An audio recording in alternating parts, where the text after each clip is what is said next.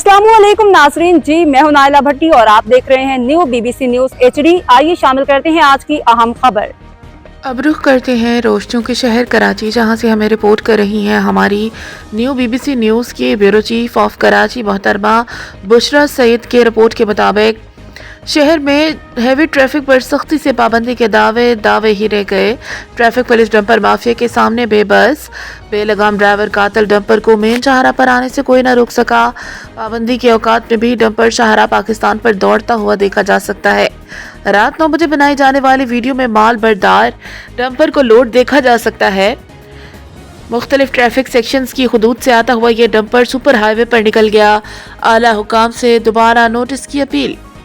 अब तक के लिए इतना ही। मज़ीद खबरों और अपडेट्स के लिए देखते रहें न्यू BBC न्यूज HD।